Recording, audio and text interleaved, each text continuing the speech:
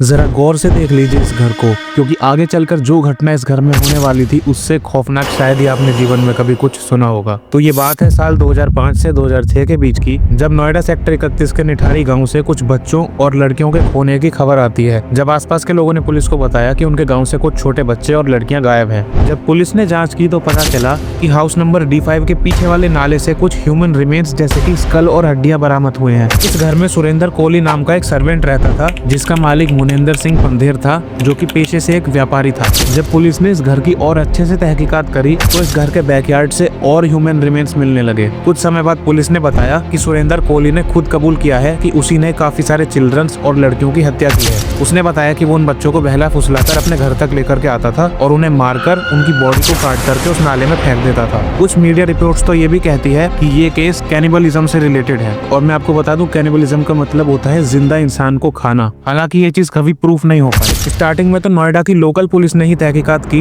But जब वो इस केस को प्रॉपरली हैंडल नहीं कर पाए तो ये केस CBI को सौंप दिया गया। लोकल पुलिस की शुरुआती कार्रवाई में काफी सारे लूप होल्स थे। उन्होंने पूरे तरीके से कभी फॉरेंसिक एविडेंस इकट्ठा ही नहीं किया। उन्होंने कभी उस साइट को प्रॉपरली प्रोटेक्ट नहीं किया, जिसकी वजह से काफी सारे ठोस सबूत मिटाए जाने की आशंका बनी रही, और आगे चलकर CBI को भी काफी सारे प्रॉब्लम्स फेस करने पड़े। और ऐसा भी लग रहा था कि कोहली का जो कन्फेशन है, ऐसा लग रहा था कि पुलिस ने जानबूझकर उसे फोर्स करके ये बुलवाया है। बाद में जब कोर्ट के ट्रायल्स चले तो मुनिंदर सिंह पंधेर और सुरेंद्र कोहली को इन केसेस में चार्ज किया गया। स्टार्टिंग में तो सेवरल केसेस में उन्हें सजाए मौत दी जाने वाली थी, बट जैसे जैसे समय बीता कोर्ट को काफी सारे लूप होल्स और गैप्स मिलने लगे इन देयर एविडेंस। अक्टूबर 2023 में इलाहाबाद हाई कोर्ट ने ये जजमेंट दिया that there prosecution have been failed, और प्रेजेंट एविडेंसेस के बेसिस पे वो उन दोनों आदमियों को गिल्टी प्रूफ नहीं कर सकते, और अकॉर्डिंगली मुनिंदर सिंह पंधेर और सुरेंद्र कोहली को फ्री कर दिया गया in most of the cases. और रिसेंटली 2025 में भी सुप्रीम कोर्ट ने ये जजमेंट दिया that the real killer was never clearly identified and Supreme Court has also freed Surendra Kohli. तो ये केस हमें बताता है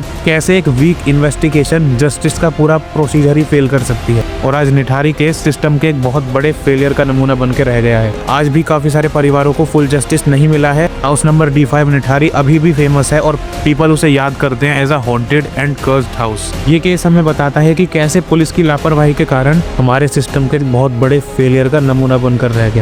मैं कमेंट्स में आप सभी लोगों का ओपिनियन जरूर से जानना चाहूंगा, तो प्लीज कमेंट्स में अपना ओपिनियन शेयर करके जाना।